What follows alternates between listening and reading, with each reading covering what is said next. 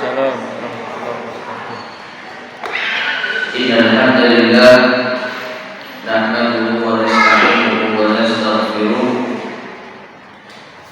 wa na'udzu billahi min shururi anfusina wa min sayyiati a'malina. Man yahdihillahu fala mudilla lahu wa man yudlil fala hadiya lahu. Wa asyhadu an la ilaha illallah wahdahu la syarika lah wa asyhadu anna Muhammadan 'abduhu wa rasuluh. Allahumma shalli wa sallim wa barik 'ala nabiyyina Muhammadin wa 'ala alihi wa ashabihi wa man tabi'ahum bi ihsanin ila yaumiddin. Amma ba'd.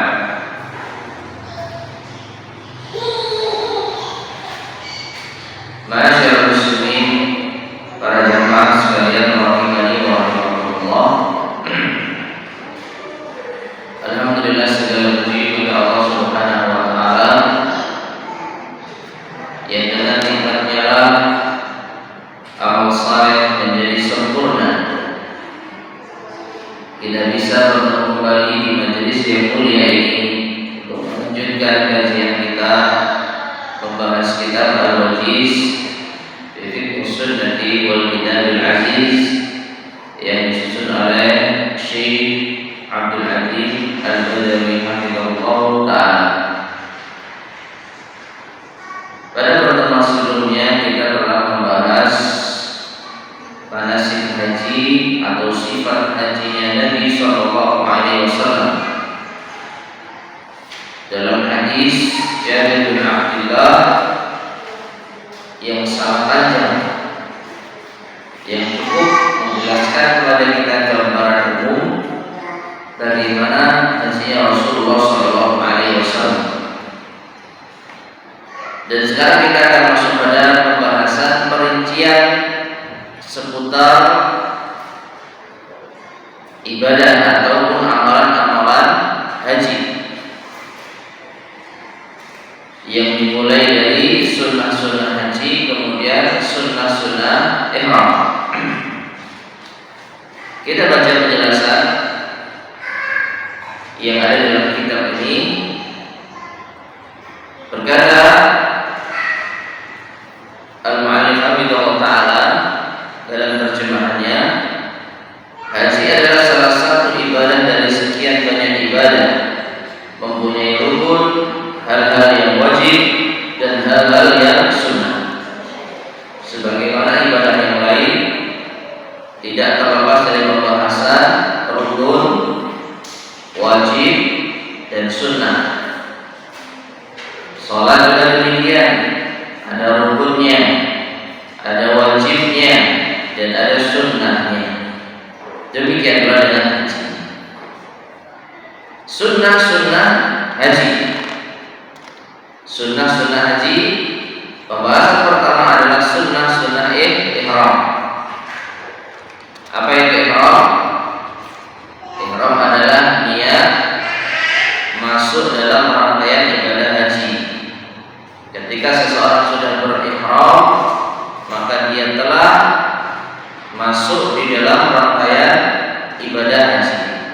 Nah, terkait dengan ihram, ada sunnah-sunnah yang perlu kita perhatikan. Yang pertama, mandi ketika ihram. Mandi ketika ihram. Berdasarkan hadis Zaid bin Thabit bahwasanya beliau melihat Nabi sallallahu alaihi wasallam mengganti pakaiannya untuk ihram lalu mandi. Nah, ini masyarakat muslimin rahimani wa rahimakumullah adalah amalan yang disunnahkan ketika kita akan berihram. Dan ini berlaku baik haji maupun umrah. Kalau haji yang dimulai pada tanggal 8 Dzulhijjah, maka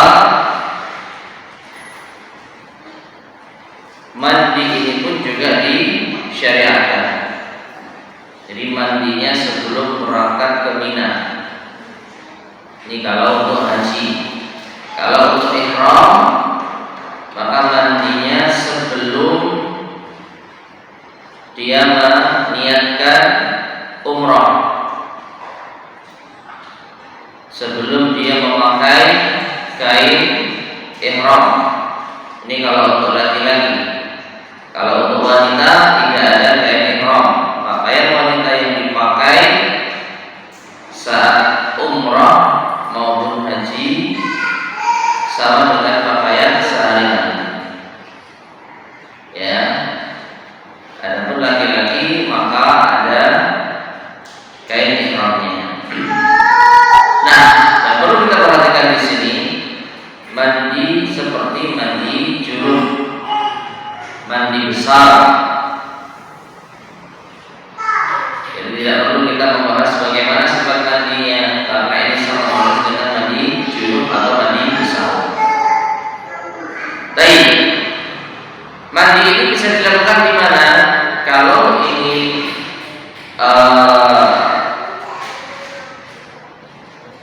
saat mau berangkat untuk ke Mina, maka tentu bisa dilakukan di tempat kita akan berganti pakaian ihram. Adapun kalau untuk umrah, mandi ini bisa dilakukan sebelum kita berangkat ke miqat. Bisa dilakukan sebelum kita berangkat ke miqat. Bisa juga dilakukan di miqat. Hanya saja kebanyakan tidak menganjurkan demikian. Mengapa? Karena kondisi yang cukup ramai di miqat. Kalau kita berbicara miqat, bagi jamaah umrah kebanyakan itu dari Madinah. Dari Madinah berarti mengambil miqatnya di Dzulhulaifah, di Bir'ani. Di sana memang tersedia tempat untuk mandi. Namun tentu sangat tidak kondusif kalau semua jamaah mandi di sana. Oleh karena itu dianjurkan mandi di hotel. Jadi sebelum berangkat menuju miqat itu sudah mandi, sudah ganti pakaian ihram. Nanti di miqat tinggal melafazkan ihram. Ya. Baik.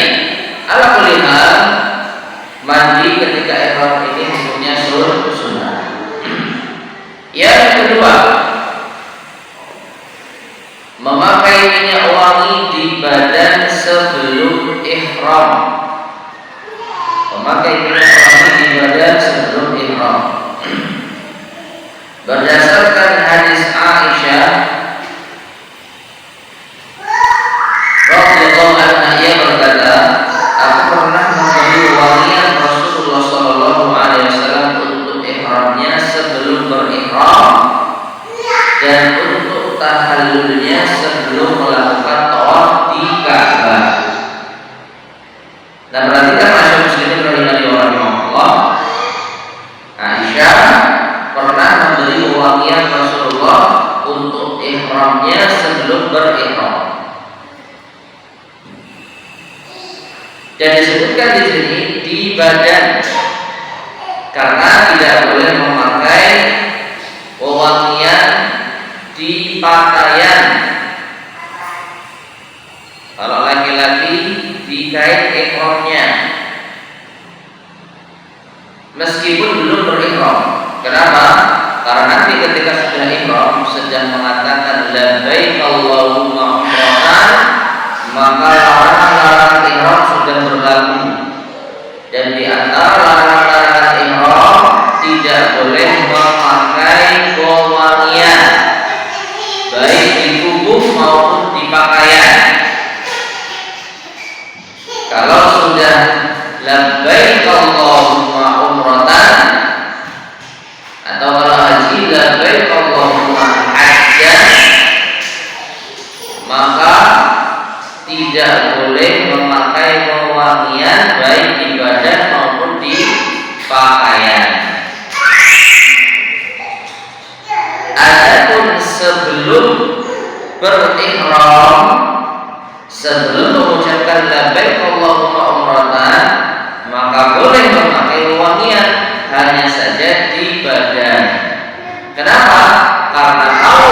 pakaian, nanti ketika mengucapkan labbaik Allahumma umratan pakaiannya wangi, maka ini menjadi masalah. Ya. Jadi habis mandi pakai wangi. Nah, ini disunahkan bagi kaum laki-laki ya. Yang ketiga, berihram dengan kain ihram, baik yang atas maupun yang bawah yang berwarna putih. Jadi perhatikan ibu sekalian rahimani wa rahimakumullah, memakai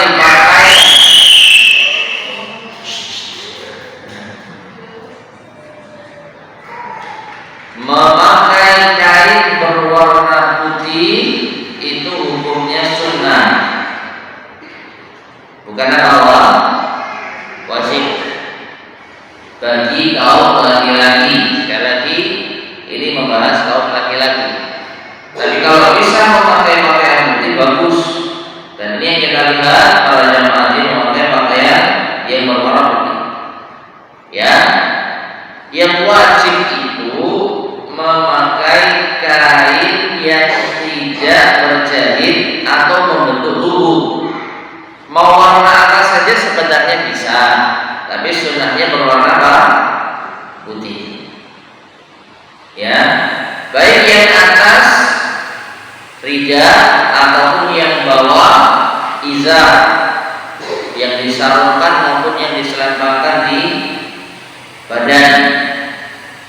Berdasarkan hadis Ibnu Abbas radhiyallahu anhu, ia berkata, Rasulullah sallallahu alaihi wasallam berangkat dari Madinah setelah beliau menyisir rambut dan memakai minyak.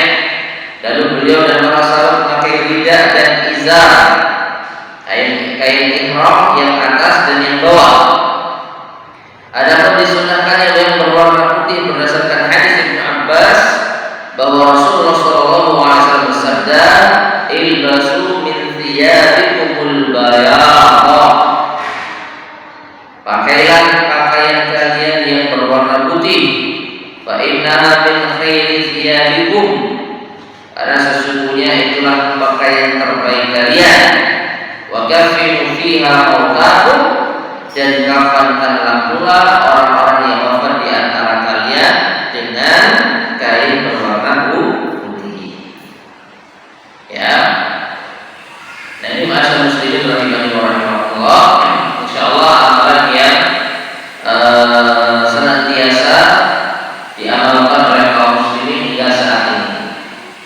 Jadi para jemaah laki-laki memakai pakaian ihram berwarna putih. Kemudian yang keempat, di antara sunnah ihram berikutnya adalah sholat di lembah Aqiq bagi orang yang melewatinya. Berdasarkan hadis Ibnu Umar atau hadis Umar yang berkata, aku mendengar Rasulullah sallallahu alaihi wasallam bersabda di lembah Aqiq, "Atani lailata atin min Rabbi." Jadi malam datang kepadaku utusan dari Tuhan. Faqala, lalu ia berkata, "Shalli fi hadzal wadi mubarak." Ya, salatlah kalian di lembah yang diberkahi ini. Wa qul umratun fi hajjatin, dan katakanlah niat umrah dalam haji. Tayyibah Rasulullah rahimahullah wa rahimahullah. Ini mungkin di antara amalan yang tidak apa istilahnya, tidak leluasa untuk kita amalkan. Sholat di lembah Aqiq. Ya. Jadi kita mungkin terhalang kondisi transportasi dan lain sebagainya, sehingga kita tidak bisa leluasa untuk naik turun kendaraan semau kita. Kita mengikuti kendaraan yang mengantarkan kita. Kalau kendaraan yang tidak mampir, ya kita tidak bisa mampir. Oleh karena itu, sunnah yang keempat ini mungkin sulit untuk kita amalkan. Namun sekali lagi, setidaknya kita mengetahui ada di antara sunnah di dalam rangkaian ibadah haji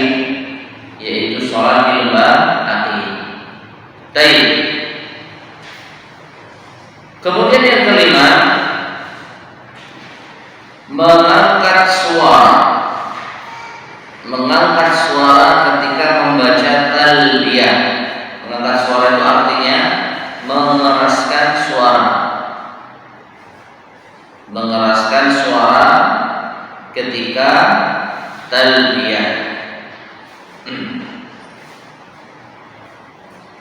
Bagaimana bunyi talbiyah? Labbaik Allahumma labbaik, labbaik la syarika laka labbaik, innal hamda wan ni'mata laka wal mulk la syarika lak.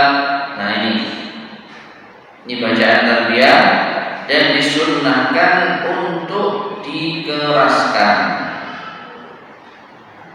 Disunahkan untuk apa? Dikeraskan, diangkat suara kita.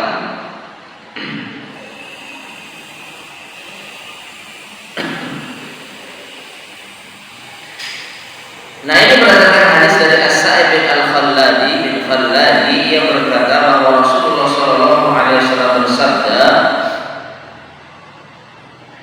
"Atani Jibril fa'amarani an amur ashabi an yarfa'u aswatahum bil ihlal awid talbiyah." Telah datang kepadaku Jibril dan beliau memerintahkan kepadaku agar aku memerintahkan para sahabatku supaya mereka mengeraskan suara mereka ketika membaca talbiyah. Ketika mereka membaca talbiyah, ya.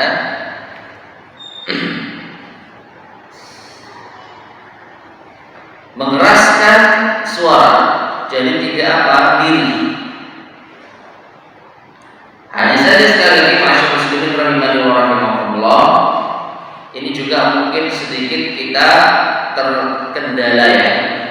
Karena kalau seandainya kita berbarengan, ini kalau kita bicara bertalbiyah saat berangkat untuk umrah, mungkin bisa ketika berbarengan.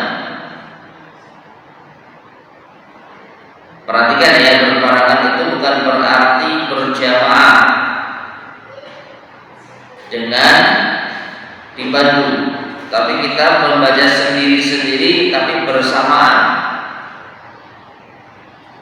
Hanya saja dalam waktu tertentu mungkin ketika sebagian kita berhenti bertalbiyah. Nah kalau kita keraskan suara kita, wallahu a'lam bishawab, ya mungkin saja ketika ada orang yang butuh istirahat ini kita mengganggu. Meskipun demikian, kalau sekiranya mereka tahu tentang keutamaan talbiyah, tentu memperbanyak talbiyah itu jauh lebih baik daripada berdiam diri. Ya. Jadi Jibril memerintahkan kepada Rasulullah SAW agar beliau memerintahkan para sahabat untuk mengeraskan suara ketika membaca talbiyah. Oleh karena itu, dulu para sahabat Rasulullah SAW berteriak. Nah ini kalau berteriak naik kendaraan seperti unta yang tidak berada dalam satu kendaraan yang tertutup, mungkin ini hal yang lumrah. Di tengah padang pasir membaca talbiyah dengan keras, maka insya Allah tidak ada masalah. Tapi kalau di dalam bis misalnya, ini mungkin akan sedikit mengganggu. Oleh karena itu kita bisa membaca talbiyah sewajarnya, ya. Nah, Ibnu Hazm rahimahullah berkata, dulu ketika sahabat Rasulullah SAW berihram, suara mereka telah marau sebelum mencapai rauhah. Allahu a'lam, ini saya tidak tahu rauhah itu di mana. Namun ini menunjukkan suara mereka begitu keras sehingga terdengar sampai kejauhan. Nah, jadi sunnah yang kelima membaca talbiyah dengan dikeraskan. Yang keenam, di antara sunnah-sunnah yang makruh adalah bertahmid, bertasbih dan bertakbir sebelum mulai ihram.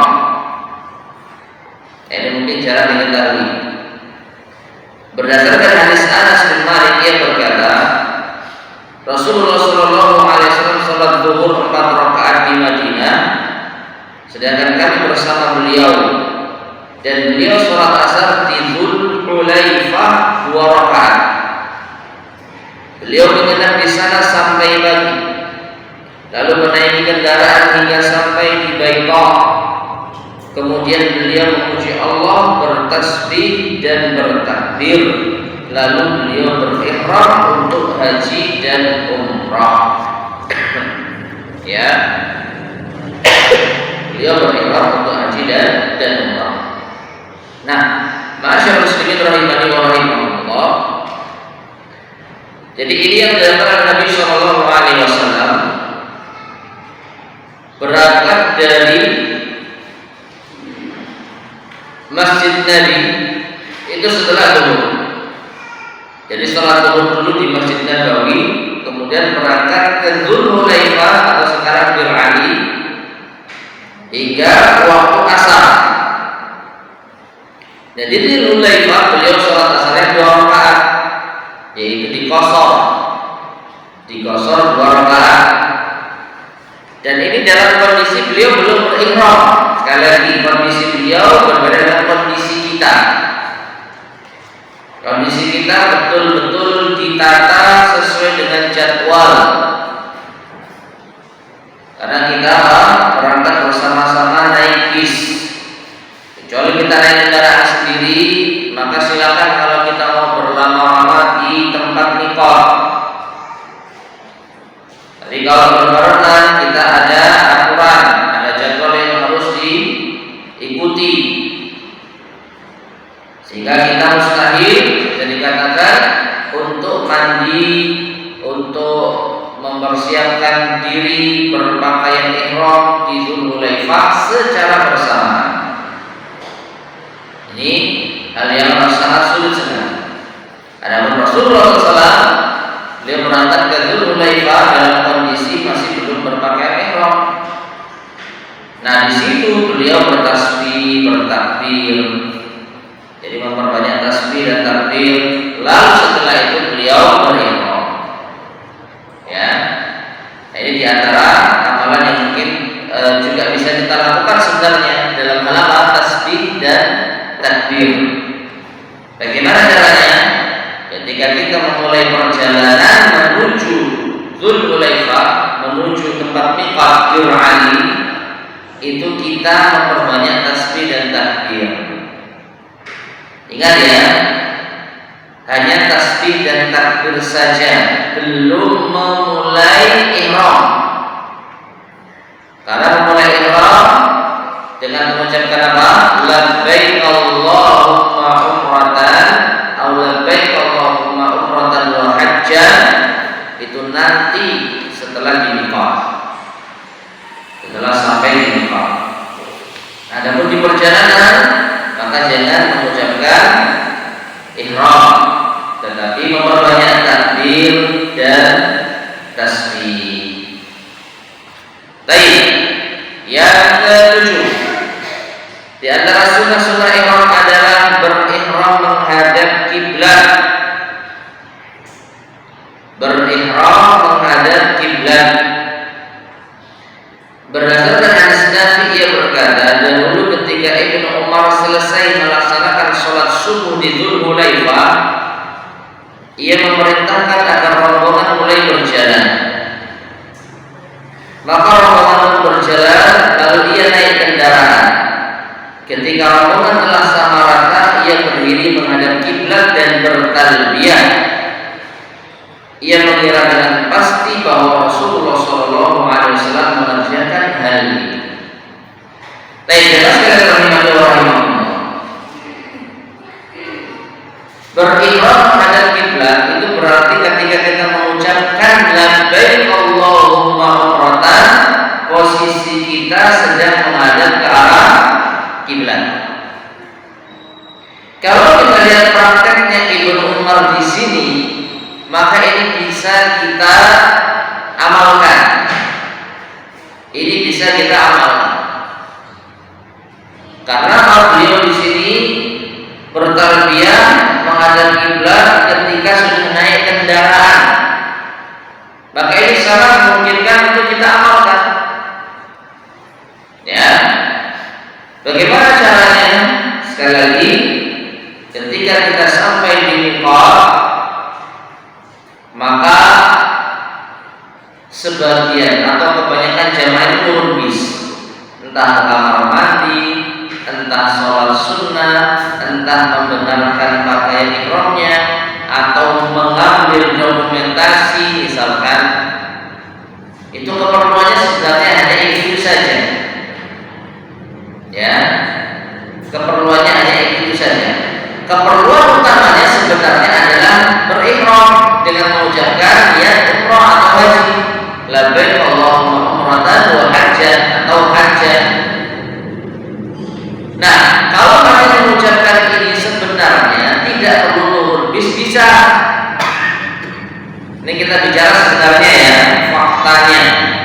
Keperluan kita ihram. Lah kita sudah pakai pakaian ihram, ya kan? Gak perlu salin lagi. Sejak berangkat dari hotel sudah memakai pakaian ihram, sudah melepas semua pakaian-pakaian yang dilarang. Tinggal apa lagi? Tinggal niat umrah, tinggal niat haji dengan membaca labbaik Allahumma umratan atau labbaik Allahumma hajjan. Nah, kalau seperti ini tidak perlu turun bis. Maka dari itu langsung saja membaca labbaik Allahumma umratan ini di atas bis. Nah, sehingga para jamaah sekalian rahimani wa rahimakumullah, ketika jamaah itu turun, sekali lagi untuk buang air, untuk sholat, untuk dokumentasi dan lain sebagainya, maka kalau kita mau mengamalkan amalannya Ibnu Umar, jangan ada di antara mereka yang berniat ihram tidak di bawah. Jangan ada di antara mereka yang berniat ihram di bawah. Biarkan mereka turun hanya untuk sekedar tahu ini tempat miqat. Kalau mau sholat bisa, mau wudhu bisa, mau kamar kecil bisa, mau dokumentasi juga banyak. Nah, setelah mereka siap kumpul di bis, baru nanti akan disampaikan kepada jemaah sekalian. Insya Allah sebentar lagi kita akan berniat ihram. Nah, kemudian diminta supir bis itu untuk menghadapkan bisnya ke arah mana? Kiblat. Persis seperti yang dilakukan Ibnu Umar. Ketika rombongan telah sama rata, ia berdiri menghadap kiblat dan bertalbiyah. Sama rata itu artinya sudah mapan naik di kendaraan. Ya.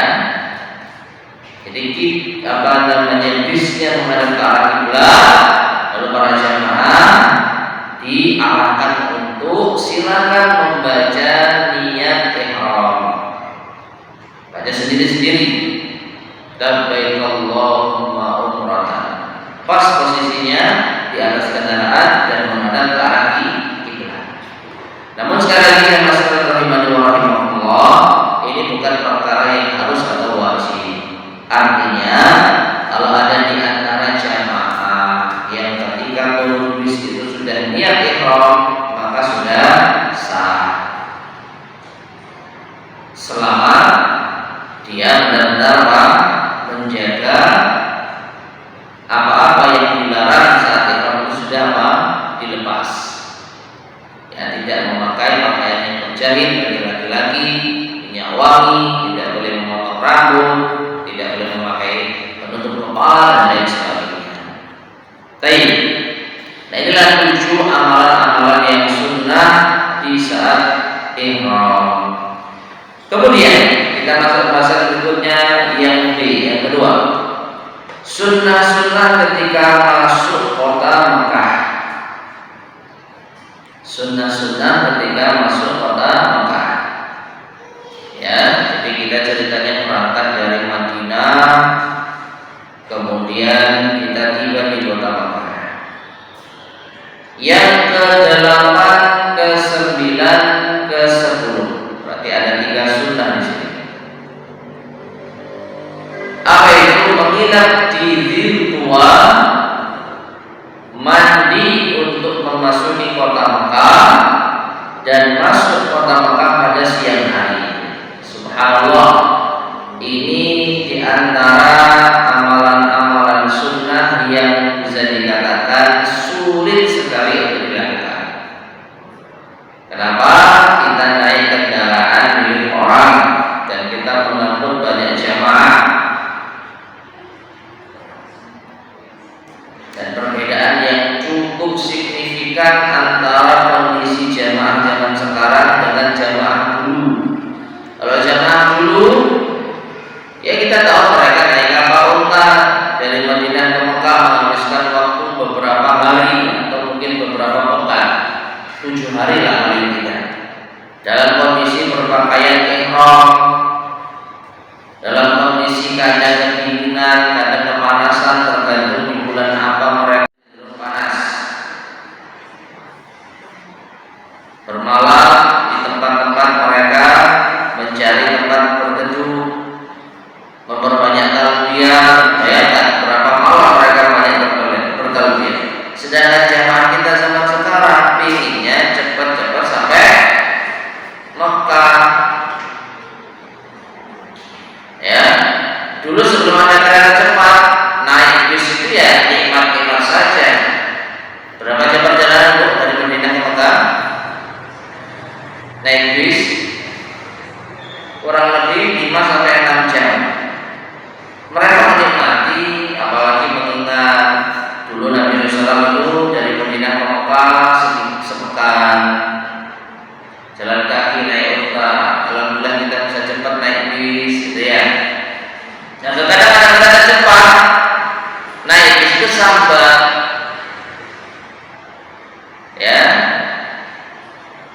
Kenapa nggak bisa naik kereta? Tidak bisa. Mungkin karena ada kendala, tiketnya habis, dan lain sebagainya. Kita naik kereta itu pengen cepat. Nah ini, yang namanya pengen cepat ya berarti sebisa mungkin sampai di kota Mekah. Setelah itu umrah lagi selesai. Makanya umrah di zaman ini itu tidak butuh waktu lama, kurang dari 12 jam.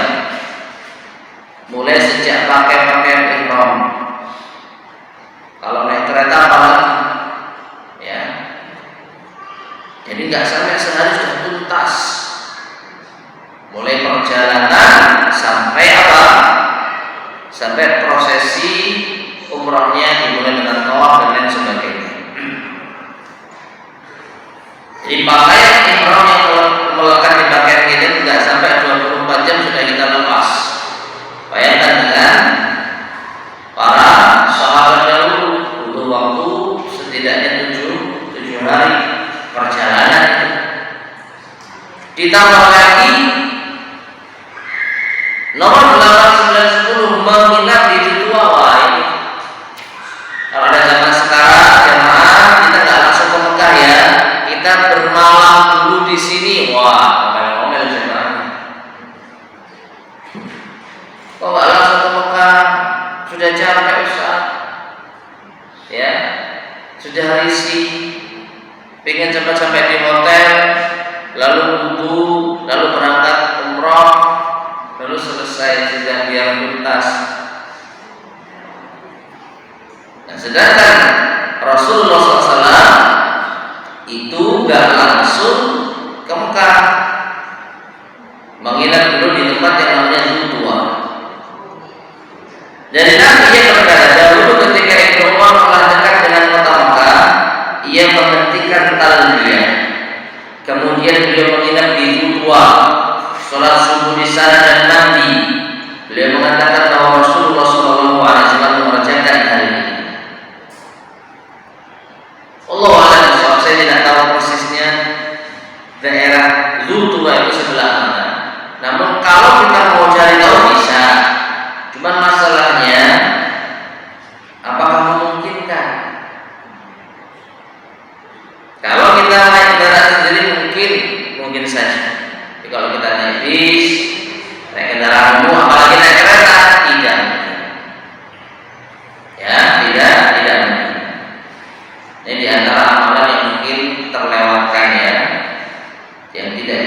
maksimalkan saat beribadah umrah maupun haji. Jadi 8 pemilihan diri tua, 9 mandi untuk memasuki kota Mekah. Apa artinya? Artinya di pagi hari setelah kita bermalam, sebelum masuk kota Mekah kita mandi dulu. Nah itu maksudnya. Ya, mandi tipis ya Pak. Jadi nomor 8 dan 9 itu pasti terlewati. Nomor 10 masuk ke kota Mekah pada siang hari, ini masih mungkin bagi yang berangkat di pagi hari. Misalnya berangkat ke Mekah pada subuh, nah ini bisa sampai di Mekah jam 10 misalkan, atau jam 11 zuhur, nah ini bisa. Tapi kebanyakan Allah alam shawab masuk ke Mekah itu malam. Kenapa? Lagi-lagi kita berada di suatu sistem, di suatu jadwal yang telah diatur. Apa yang diatur? Hotel. Hotel itu apa? Ada waktu check out dan check in. Ya. Kalau sekiranya berangkatnya habis subuh, emang waktu check out masih panjang dan ada beberapa agenda yang masih bisa kita selesaikan. Dan juga kesiapan dari armada bisnya. Bis itu beroperasi kalau sudah pagi. Nah sehingga sulit rasanya kalau kita bisa sampai di kota Mekah itu di siang hari, kecuali benar-benar ditata dengan sedemikian rupa. Berangkatnya jam 7 pagi ya, ini masih bisa. Tapi rata-rata Allah alam shawab pada zaman itu memilih check out-nya itu di siang hari, habis zuhur berangkat sampai sana otomatis malam. Jadi 8, 9, 10 ini bisa terlewatkan di dalam rangkaian ibadah umrah maupun haji kita. Yang ke-11, memasuki kota Mekah dari Athaniyatul Ulya, jalan atas. Berdasarkan hadis Umar yang berkata dulu Rasulullah SAW memasuki kota Mekah dari Athaniyah al-Ulya, jalan atas, dan keluar dari Athaniyah as-Sufla, jalan bawah. Allah saya sendiri tidak tahu mana yang termasuk jalan atas, mana yang termasuk jalan bawah. Hanya saja yang kita bisanya hanya mengikuti jalur yang telah ditetapkan oleh supir kendaraan kita. Ya. Namun semoga saja jalurnya para supir bis ini ada di salah satu dari yang disebutkan. Nah, yang ke-12, mendahulukan kaki kanan ketika masuk ke dalam Masjidil Haram dan membaca A'udzubillahil azim wa biwajhihil karim wa sultanihil qadim minasyaitonir rajim. Bismillah, Allahumma salli ala Muhammad wa sallim, Allahumma iftah li abwaaba rahmatik. Yang artinya aku berlindung kepada Allah yang Maha Agung, dan dengan wajahnya yang mulia, dan dengan kekuasaannya yang abadi, berlindung dari syaitan yang terkutuk. Dengan nama Allah, ya Allah, curahkanlah sholawat dan salam kepada Nabi Muhammad. Ya Allah, bukakanlah bagiku pintu-pintu rahmat. Ma'asyiral muslimin rahimani wa rahimakumullah. Sebenarnya di dalam doa ini ada kesamaan dengan doa masuk masjid yang lain, itu di bagian terakhir. Allahumma ftahli abwaaba rahmatik. Ini doa masuk masjid manapun, termasuk Masjidil Haram. kita minta kepada Allah Subhanahu wa taala agar dibukakan pintu-pintu rahmatnya. Namun khusus masuk Masjidil Haram ada tambahan doa yang lain. Ya, a'udzu billahil azim wa biwajhil karim wa sultanil qadim minasyaitonir rajim. Lalu bersalawat. Bismillah, Allahumma shalli ala Muhammad wa sallim. Lalu setelah itu membaca doa umum, Allahumma ftah li abwaab rahmatik. Dan jangan lupa masuk masjid manapun ya, termasuk Masjidil Haram, dahulukan kaki kanan. Mulai mana yang kita mendahulukan kaki kanan? Karena kalau kita lihat sekarang ya, kalau kita lihat sekarang Masjidil Haram itu sudah mengalami perluasan. Sampai-sampai kita mungkin sedikit bingung. Ini Masjidil Haram itu mulainya di mana sih?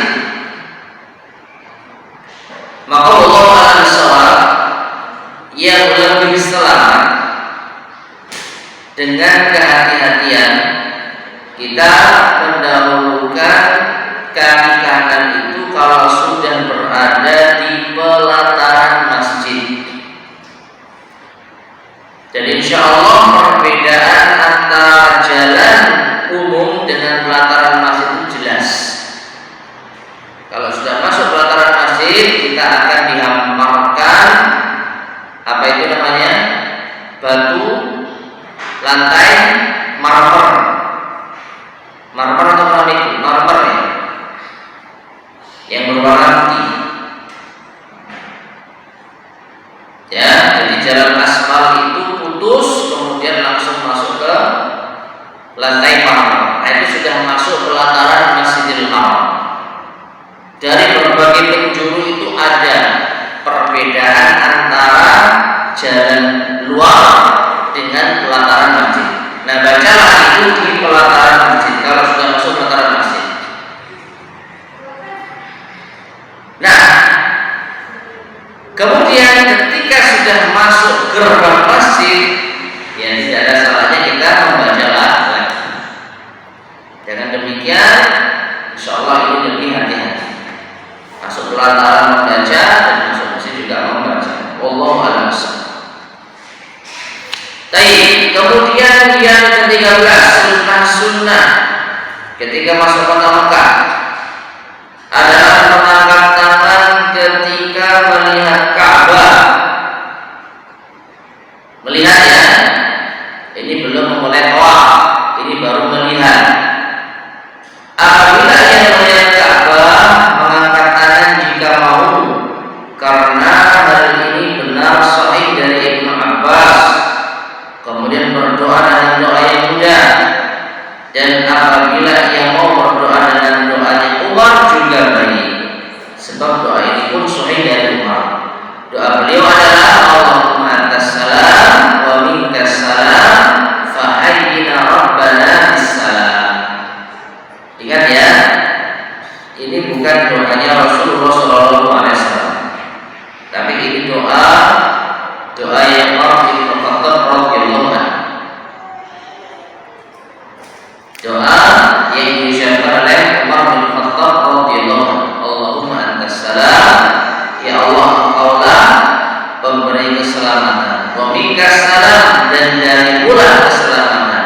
Fa hayyina rabbana bis salam, maka hidupkanlah kami wahai Tuhan kami dengan keselamatan. Ya, hidupkan kami ya Allah dengan keselamatan. Ini diucapkan ketika melihat Ka'bah. Ketika melihat Ka'bah. Nah, dengan mengangkat kedua tangan. Nah, ini 13 sunnah yang terkait dengan ihram. Kemudian yang bagian ketiga yaitu sunnah tawaf. Berarti ini masih nyambung jemaah. Masih nyambung ya. Jadi yang A ini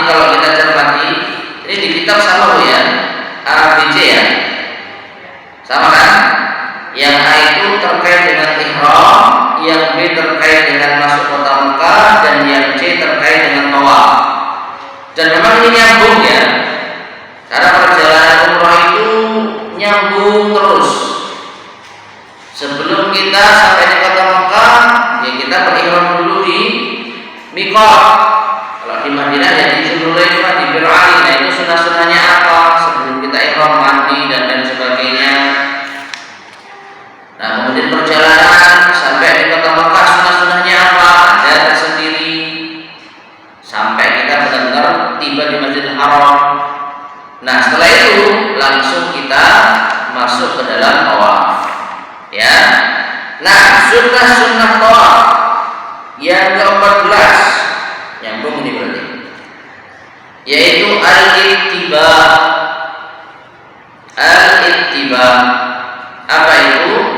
Yaitu memasukkan tengah-tengah kain ihram di bawah ketiak kanan dan menyelempangkan ujungnya di pundak kiri sehingga pundak kanan terbuka, berdasarkan hadis Ya'la bin Umayyah bahwasanya Rasulullah SAW tawaf dengan ittiba. Ini kalau ada kain ihram bisa kita praktekkan ya. Namun yang jelas ini bisa kita lihat dan kita saksikan di tutorial, di poster-poster yang bisa kita akses di internet. Ya, yaitu ittiba. Nah, perhatikan jemaah sekalian, termasuk di antara kesalahan, yaitu berittiba seperti ini semenjak awal. Ini keliru. Karena apa? Berdasarkan hadis Ya'la ini, Rasulullah SAW memulai ittiba itu ketika tawaf. Berarti menunjukkan sejak awal berangkat sampai di kota Mekah itu masih biasa dipakai. Jadi apa? Kain ihram itu masih menutupi kedua pundak. Seakan-akan kita itu berkemul, berselimut. Bawahnya pakai sarung yang disarungkan, atasannya ditutupi semua pundak kita. Seakan-akan kita apa? Berselimut. Sampai pun kita tiba di hotel, lalu kita melakukan aktivitas seperti makan dan lain sebagainya, ini kita masih dalam kondisi seperti itu. Berangkat ke masjid, masuk masjid, melihat Ka'bah masih dalam kondisi. Nah, ketika sudah memulai tawaf, dan memulai tawaf itu dimulai dari arah kanan Hajar Aswad, barulah kita membuka kain ihram untuk diselempangkan, dibuka pundaknya. Pundak kanan dibuka, lalu ujungnya diselempangkan ke pundak kiri. Itu namanya ittiba. Baik, itu yang ke-14. Yang ke-15, di antara sunnah tawaf pula adalah mengusap Hajar Aswad. Mengucap Hajar Aswad.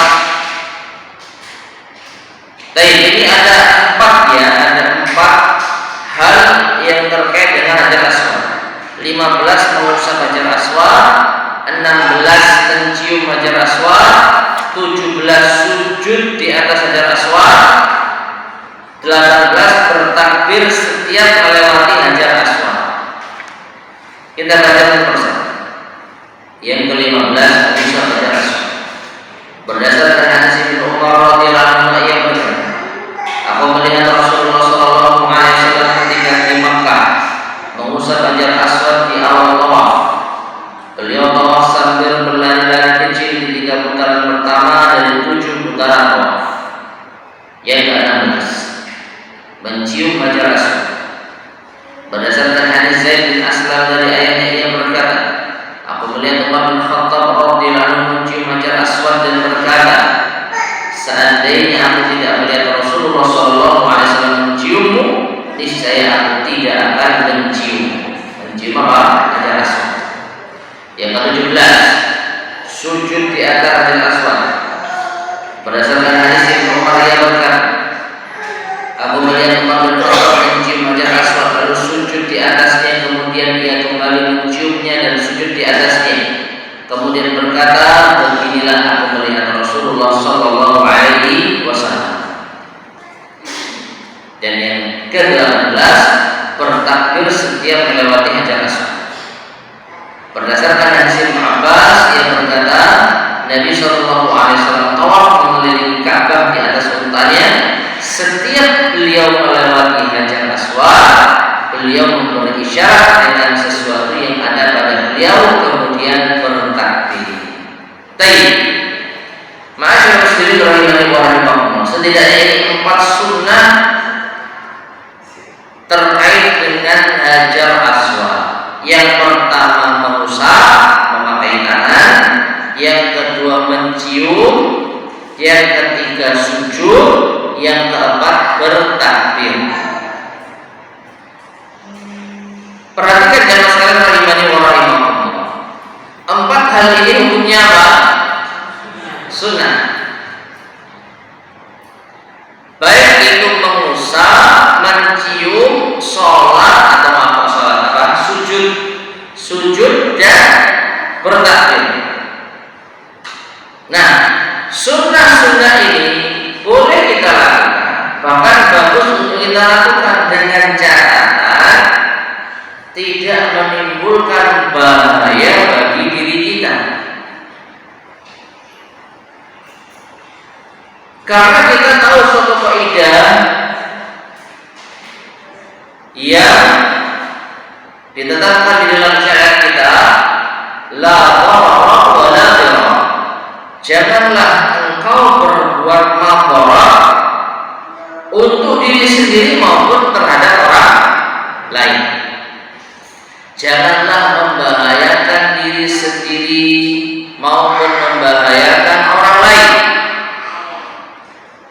Sehingga kalau sekiranya amalan sunnah ini bisa membahayakan diri kita, maka lebih baik dihindari. Alasannya, hal ini adalah sunnah, sedangkan menjaga diri, menjaga nyawa itu hukumnya wajib. Mengusap, mencium, bahkan apalagi sujud di Hajar Aswad di zaman sekarang ini dalam kondisi seperti ini bisa dikatakan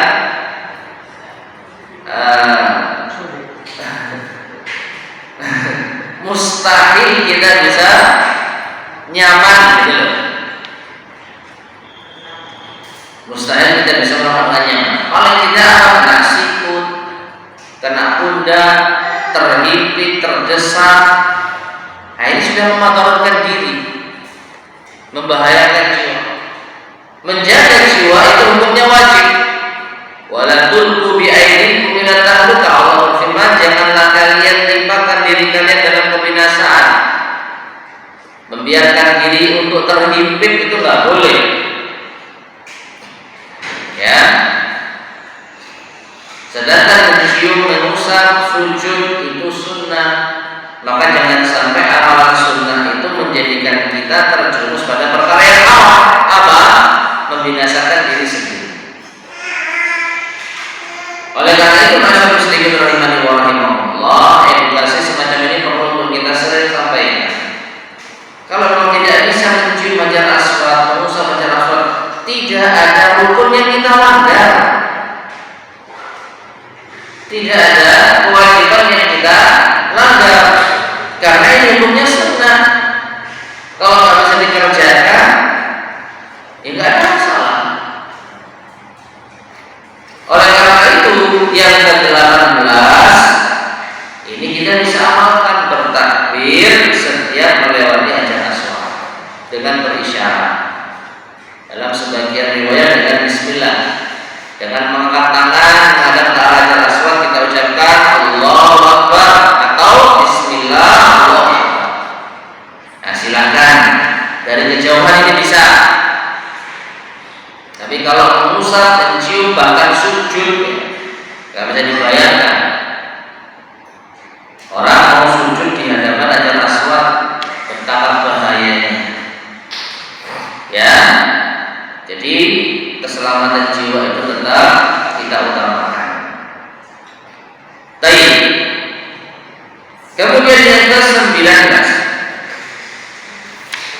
Yang ke-19, berlari dari kecil pada 3 putaran pertama tawaf. Yang pertama kali yaitu tawaf qudum. Tawaf qudum itu tawaf ketika kita tiba pertama kali dalam rangkaian ibadah umrah atau haji, ya.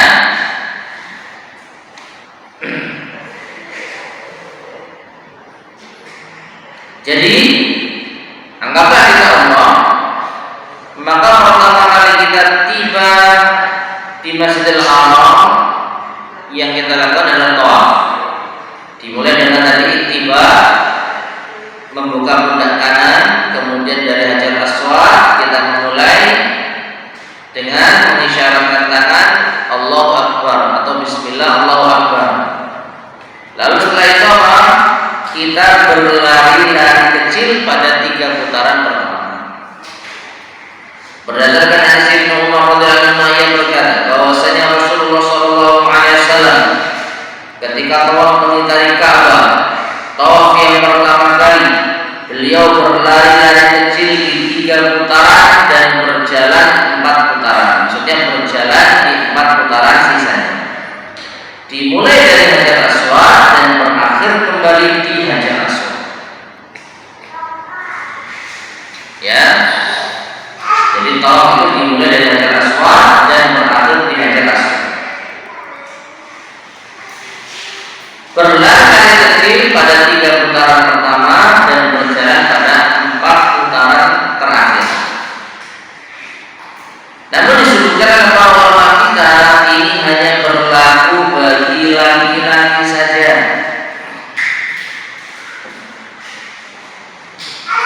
Alias wanita tidak dianjurkan untuk melakukan hal tersebut. Jelas ya? Hanya laki-laki saja. Baik, kemudian yang ke-20, mengusap rukun yamani. Rukun yamani itu adalah sujud sebelum sujud Hajar Aswad. Ada rukun yamani, ada rukun syami, ada rukun iraqi. Jadi Ka'bah itu ada 4 sujud yang terdiri dari beberapa rukun tadi, 4 rukun, 4 sujud. Dimulai dari Hajar Aswad, dan Hajar Aswad itu diberi tanda kalau dari kejauhan itu lampu berwarna hijau. Jadi kalau kita tidak bisa mendekat karena saking penuhnya, karena terlalu berkerumun dan padat, kita cukup meluruskan sujudnya dengan lampu berwarna hijau yang terlihat jelas di atas masjid. Oh, ini sujud Hajar Aswad. Nah, kita mulai dari situ. Nah, karena ada 4 siku atau 4 sujud, maka sujud sebelum sujud Hajar Aswad itu adalah rukun yamani. Ya, itu adalah rukun yamani. Nah, ketika di rukun yamani disunnahkan mengusap saja, tidak menciumnya. Berdasarkan hadis Ibnu Umar yang berkata, aku tidak pernah melihat Rasulullah SAW mengusap Ka'bah kecuali 2 rukun yamani saja, yaitu rukun yamani dan Hajar Aswad. Dan ini sama seperti Hajar Aswad tadi, kalau bisa dilakukan tanpa membahayakan diri, silakan. Jadi kalau ingin membahayakan diri, maka lebih baik dihindari. Karena sekali lagi ini adalah sunnah, bukan wajib, bukan rukun. Baik, yang ke-21, berdoa di antara rukun yamani dan Hajar Aswad dengan doa sebagai berikut: Rabbana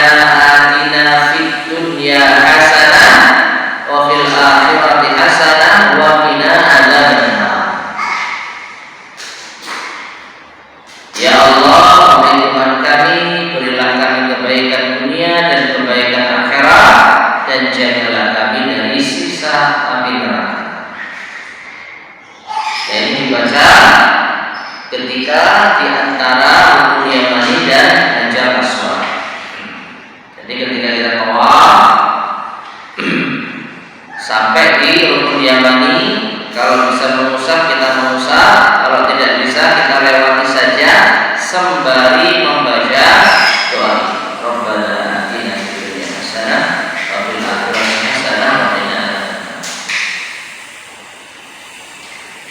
Nah, dari Hajar Aswad mengitari Ka'bah sampai rukun Yamani sampai Hajar Aswad lagi, maka ini terhitung satu putaran.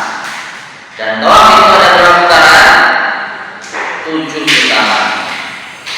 Selesai kita tawaf, maka lanjut nomor 22, sholat 2 rakaat di belakang maqam Ibrahim setelah tawaf. Sholat 2 rakaat di belakang maqam Ibrahim. Apa itu maqam Ibrahim? Ya, tempat berpijaknya Nabi Ibrahim ketika dahulu membangun Ka'bah.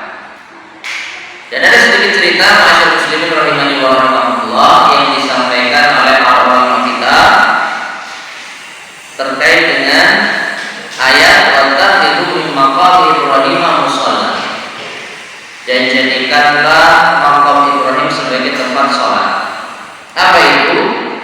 Nabi Ibrahim ketika membangun Ka'bah itu bersama putranya siapa? Ismail.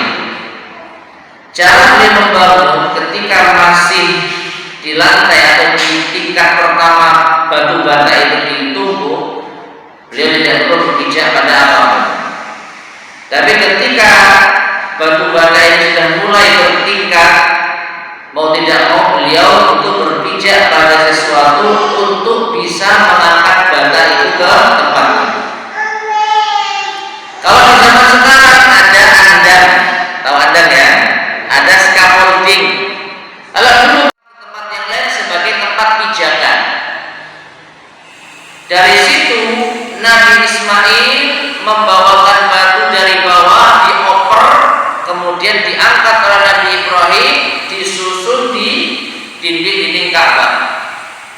Dan kita tahu Ka'bah itu ada 4 sisi. Ya, dan Nabi Ibrahim satu persatu membangun Ka'bah dari satu sisi ke sisi yang lain. Nah, wallahu a'lam bishawab, bisa jadi karena beratnya batu yang ada, kemudian Nabi Ibrahim itu memijak di atas batu apa tadi itu, batu pijakan tadi, maka sehingga ada bekas pada batu tersebut pijakan tadi Nabi Ibrahim alaihissalam. Karena Nabi Ibrahim ketika membangun Ka'bah dan mengangkat batu-batu itu apa? Beliau tidak beralas kaki. Sehingga para ulama kita, para salaf itu menceritakan dahulu ada orang yang bisa melihat benar-benar jejak kaki Nabi Ibrahim itu ada di batu tersebut. Hanya saja seiring dengan berjalannya waktu itu diusap oleh manusia. Jadi orang-orang pada usap, Allah alam bishawab, entah mungkin karena niat yang tidak baik, mencari berkah dan sebagainya, akhirnya bekas pijakan kaki Nabi Ibrahim itu sudah mulai hilang. Ya. Nah, kemudian masyarakat muslimin rahimani wa rahimakumullah, di zaman Rasulullah SAW, maqam Ibrahim tadi, batu bekas pijakan Nabi Ibrahim tadi itu masih dekat dengan dinding Ka'bah, nempel. Sedangkan di zaman Umar bin Khattab, bekas pijakan kaki Nabi Ibrahim itu dijauhkan dari dinding Ka'bah. Dan itulah yang kita lihat sekarang. Jarak antara makam Ibrahim sekarang yang diberi monumen berwarna emas dan di dalamnya ada jejak kaki, ada batu yang orang di atasnya terdapat jejak kaki Nabi Ibrahim sudah mulai terhapus. Itu dengan Ka'bah jaraknya cukup jauh. Ya mungkin ada atau 4 meter dari Ka'bah. Kalau dulu nempel, ya. Kalau sekarang sama di zaman Umar dijauhkan. Nah, terkait hal ini tidak ada para sahabat yang mengingkari karena ini bukan hal yang prinsip, ya, bukan hal yang prinsip. Mau dekat mau jauh tidak ada masalah. Yang jelas disunnahkan untuk sholat 2 rakaat di belakang maqam Ibrahim. Berdasarkan hadis Ibnu Umar, sholat di belakang maqam Ibrahim itu berarti kita menjadikan maqam Ibrahim itu di hadapan kita mengarah ke Ka'bah. Karena Ka'bah itu kan mau melingkar dari arah manapun itu arah sholat kita. Tapi ada satu sisi yang di situ ada maqam Ibrahim. Setelah tawaf kita berada di belakangnya agar kita bisa sholat menghadap maqam Ibrahim dan Ka'bah. Ya, berdasarkan hadis Ibnu Umar yang berkata, setelah tiba Rasulullah SAW tawaf mengelilingi Ka'bah 7 kali. Kemudian beliau sholat 2 rakaat di belakang maqam Ibrahim dan sa'i antara Safa dan Marwah. Selanjutnya beliau berkata, laqad kana lakum fi Rasulillah uswatun hasanah. Nah, sungguh ada pada diri Rasulullah terdapat contoh suri tauladan yang baik bagi kalian. Yang ke-23, sebelum sholat di belakang maqam Ibrahim membaca wattakhidhu min maqami Ibrahim musalla. Jadi setelah selesai tawaf tadi, ya, setelah selesai tawaf berakhir di Hajar Aswad, kita jalan menuju maqam Ibrahim dan membaca wattakhidhu, dan jadikanlah min maqami Ibrahim, sebagian maqam Ibrahim, musalla, sebagai tempat sholat. Kemudian ketika sholat 2 rakaat kita membaca surat Al-Ikhlas dan Al-Kafirun. Kebalik ini, ya, Al-Kafirun dulu baru Al-Ikhlas. Berdasarkan hadis Jabir bahwasanya Rasulullah SAW ketika sampai di maqam Ibrahim membaca wattakhidhu min maqami Ibrahim musalla, lalu beliau sholat 2 rakaat. Beliau membaca dalam 2 rakaat itu qul ya ayyuhal kafirun dan qul huwallahu ahad. Baik. Itu yang ke-23. Yang ke-24, iltizam, yaitu multazam. Multazam itu adalah suatu tempat di antara Hajar Aswad dan pintu Ka'bah. Lalu kita menempelkan dada, wajah, dan lengannya pada Ka'bah. Nah, ini sama seperti kondisi Hajar Aswad. Kalau tidak memungkinkan, maka tidak kita amalkan. Berdasarkan hadis Amr bin Shu'aib dari ayahnya dari kakeknya, dia berkata, aku pernah tawaf bersama Abdullah bin Amr. Ketika kami telah selesai dari 7 putaran tersebut, kami sholat di belakang Ka'bah. Lalu aku bertanya, apakah engkau tidak mohon perlindungan kepada Allah? Ia menjawab, aku berlindung kepada Allah dari api neraka. Berkata Rawi, yaitu yang meriwayatkan hadis, setelah itu ia pergi dan mengusap Hajar Aswad, lalu beliau berdiri di antara Hajar Aswad dan pintu Ka'bah. Beliau menempelkan dada, tangannya, dan pipinya ke dinding Ka'bah, kemudian berkata, aku melihat Rasulullah SAW melakukan hal ini. Jadi antara pintu Ka'bah, antara Hajar Aswad dan pintu Ka'bah itu ada jarak sekian meter dinding Ka'bah. Nah, itu namanya multazam. Tempat kita menempelkan dada, wajah, dan lengan kita di dinding Ka'bah. Muslim rahimahullah. Di zaman Nabi SAW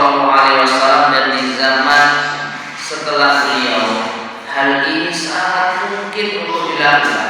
Kenapa? Karena kondisi jamaah tidak sebanyak sekarang. Kondisi jamaah itu tidak seperti sekarang. Kalau sekarang luar biasa, berjejer, berkerumun, bahkan saling dorong, saling sikut dan lain sebagainya, itu hal yang biasa. Pada zaman kita bisa melihat visual atau semacam apa ya, film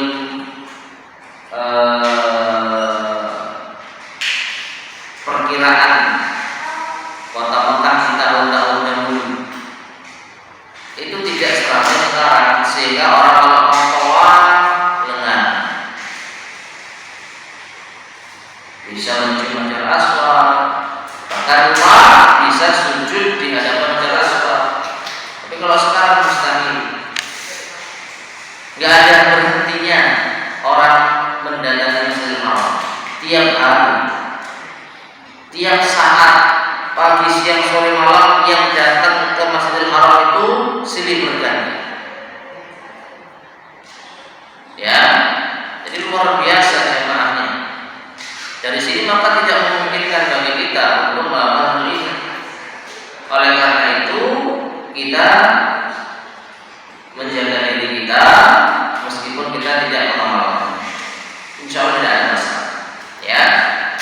Nah, kemudian yang ke-20, minum air zam-zam dan mencuci kepala dengannya, mengguyurkan kepala dengannya. Ini setelah apa? Setelah sholat di belakang makam Ibrahim. Ya, berdasarkan hadis Jabir bahwa Rasulullah SAW mengerjakan hal tersebut.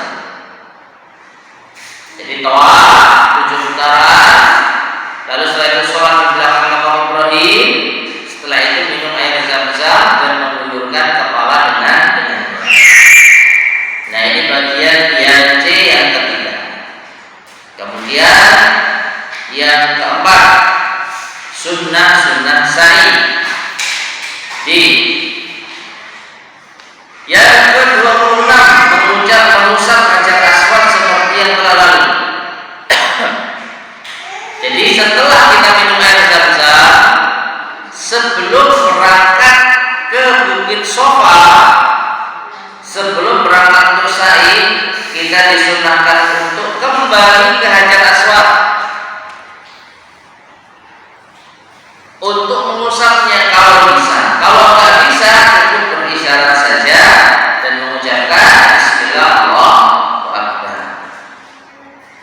Setelah itu nomor 27, kita berangkat ke Bukit Sofa dan membaca Inna Safa wal Marwata min sya'airillah. Baik, Allah a'lam bishawab. Di dalam terjemahan ini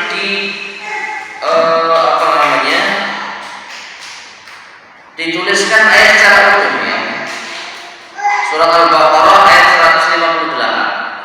158. Inna Safa wal Marwata min sya'airillah, faman hajjal baita aw i'tamara fala junaha 'alaihi an yatawafa bihima, wa man tatawwa khairan fa innallaha syakirun 'alim. Namun saya jumpai di sebagian riwayat itu hanya sampai Inna Safa wal Marwata min sya'airillah. Jadi tidak ayatnya secara lengkap. Allahu a'lam bishawab. Tapi mungkin bisa kita cek ulang. Ya. Jadi ada sebagian riwayat itu Rasulullah itu hanya membaca Inna Safa wal Marwata min sya'airillah titik. Enggak dilanjutkan ayatnya. Kalau ini ditulis semua ayatnya. Allahu a'lam bishawab. Nah, setelah membaca Inna Safa wal Marwata min sya'airillah, kemudian beliau membaca nabda'u bima bada Allah bih. Nabda'u, kami memulai bima bada Allah bihi, dengan apa yang dimulai oleh Allah. Bacaan ini dibaca setelah dekat dengan sofa ketika mau melakukan sa'i. Dan ini ma'asyiral muslimin rahimani wa rahimakumullah, kalau di zaman sekarang, ya, kalau di zaman sekarang ketika kita sudah sampai di dekat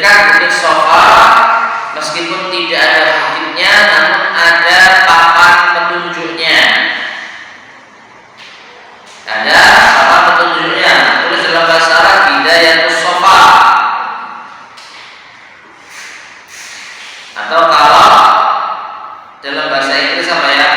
SHAVFA. Saya lupa tulisannya apa. Yang jelas permulaan sofa atau bukit sofa. Nah di situ kalau sudah mendekat kita bisa membaca ini. Inna sofa wal marwata min syairillah nabda'u bima bada Allah bi. Adapun jalur menuju sofa maka sudah ada yang mengarahkan dari minum air zam-zam, lalu kita kembali ke Hajar Aswad untuk melakukan mengisyaratkan tangan, lalu kita ke Bukit Sofa, itu sudah ada petunjuknya. Tinggal kita melihat papan petunjuk, nanti ada penjelasan atau ada semacam jalan menanjak. Disitulah memulai sa'i. Nah, ketika sampai di Sofa, kata yang ke-28 berdoa. Ketika berada di Sofa menghadap kiblat dan membaca Allahu Akbar, Allahu Akbar, Allahu Akbar.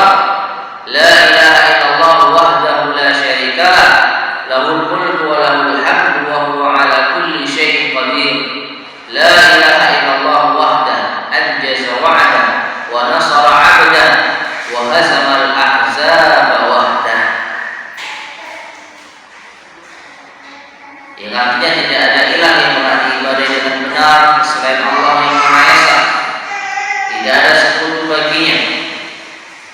Baginya lah segala kerajaan, baginya lah segala pujian, dan Dia Maha Kuasa atas segala sesuatu. Tidak ada ilah yang berhak diibadahi dengan benar selain Allah SWT, yang melaksanakan janjinya, membela hambanya, dan mengalahkan golongan musuh sendiri. Nah, ini dibaca ketika sudah sampai di Sofa sambil menghadap ke arah kiblat. Baik. Sebenarnya setelah membaca ini dianjurkan berdoa dengan doa yang bebas sesuai dengan keinginan dan kehendak kita. Setelah berdoa baca zikir ini lagi kedua kalinya. Setelah zikir ini berdoa lagi untuk yang kedua kalinya dengan doa terserah sembarang. Setelah itu baru berzikir lagi yang ketiga kalinya. Setelah itu selesai. Jadi kalau kita simpulkan ya, di nomor ke-28 ini doa ini dibaca 3 kali, kemudian disela-selai dengan doa terserah kita. Jadi kalau kita sebutkan zikir ini doa, zikir, doa, zikir. Jadi ada 5 tahapan. 5 tahapan. Zikir ini, kemudian doa bebas, zikir ini lagi, kemudian doa bebas, kemudian zikir ini lagi. Setelah itu tidak berdoa, langsung menuju Bukit Marwah. 29 pembelajaran kecil dengan sungguh-sungguh antara 2 tanda hijau. Nah, ini juga apa? Ada tandanya. Dan 2 tanda hijau ini sebenarnya dulu adalah batas antara Bukit Sofa dan Bukit Marwah. Jadi dulu itu dulu itu Sofa bukit, Marwah bukit, dan di tengah-tengah mereka itu ada jalan datar. Nah itulah yang menjadi tempat berlari-lari. Kalau sejarahnya yang berlari-lari di saat itu dulu adalah istri Nabi Ibrahim alaihissalam yang bernama siapa? Hajar. Jadi Sofa dan Marwah itu ada sejarahnya Hajar di sana. Setelah ditinggalkan Nabi Ibrahim alaihissalam, Hajar mencari sesuatu, melihat apakah ada orang di sini kok ditinggal sendirian. Naiklah dia ke Bukit Sofa, nggak ada siapa-siapa. Turun dia dari Bukit Sofa sampai di jalan datar, beliau berlari naik ke Bukit Marwah, nggak ada siapa-siapa. Turun lagi ke Bukit Marwah sampai di jalan datar, berlari-lari, dan itu dilakukan selama berapa kali? 7 kali. Di waktu yang ke-7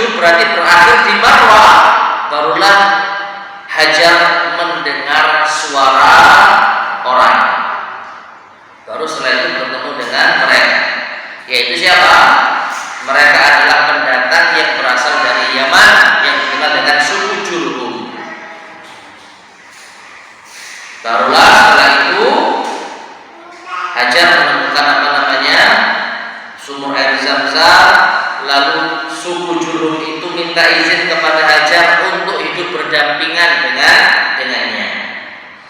Akhirnya tumbuhlah Nabi Ismail kecil hingga dewasa berdampingan dengan suku Juhud.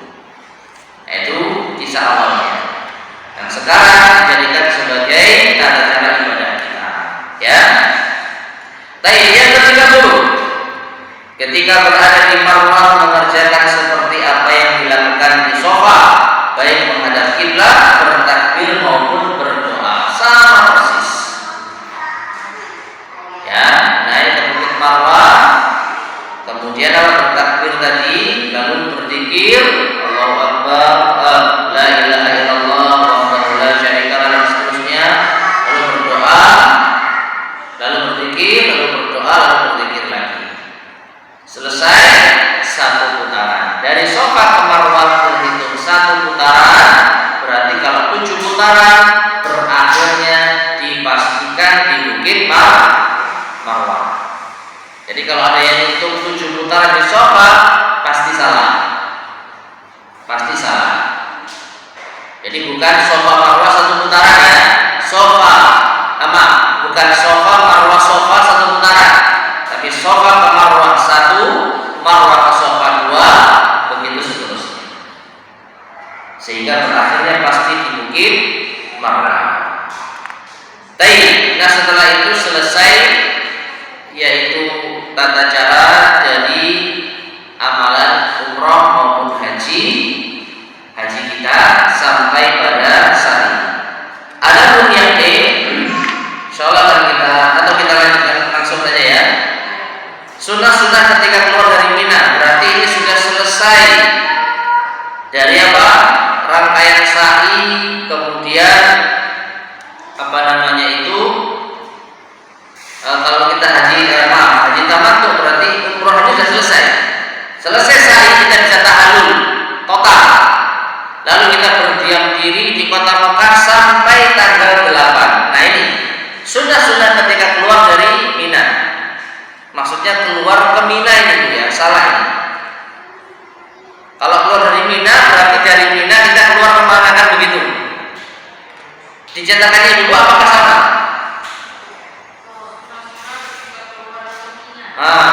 Di buku saya berarti salah ini. Maaf. Yang benar kita ketika keluar ke Mina. Kalau di buku saya keluar dari Mina, ini salah.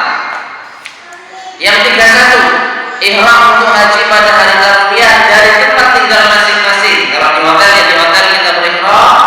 Kalau di asrama ya kita di asrama. Yang ke-32, sholat zuhur, asar, maghrib dan isya di Mina pada hari tarwiyah tanggal 8 Dzulhijjah. Berarti sebelum zuhur kita sudah berangkat ke Mina, lalu kita menghabiskan waktu seharian semalaman di sana. Zuhur, asar, maghrib, isya di Mina. Bahkan serta menginap di sana hingga sholat subuh dan matahari terbit. Di mana? Di Mina. Berarti besoknya tanggal berapa? 9 Dzulhijjah nomor 33. Pada hari Arafah menjamak sholat zuhur dan asar di Namirah. Berarti sudah di Arafah. Jadi sudah kita sampaikan di pembahasan sifat haji Nabi SAW. Dan yang terakhir yang kita berubah di antara sunnah di dalam rangkaian ibadah haji, tidak meninggalkan Arafah sebelum matahari tenggelam. Prakteknya banyak yang meninggalkan Arafah sebelum matahari tenggelam. Apakah tidak mengapa? Tidak mengapa. Hanya saja sunnahnya meninggalkan Arafah ketika sudah tenggelam matahari. Allahu a'lam. Baik, bismillahirrahmanirrahim. Inilah pembahasan sunnah-sunnah haji ya. Ada 33 yang terbagi menjadi 5 bagian, yaitu ihram, kemudian terkait dengan masuk kota Mekah, kemudian terkait dengan tawaf, kemudian terkait dengan sa'i, yang terakhir terkait dengan Mina dan Arafah. Insyaallah pada kesempatan berikutnya kita akan membahas rukun-rukun haji, dan ini yang terpenting. Wallahu a'lam. Baik, Ibu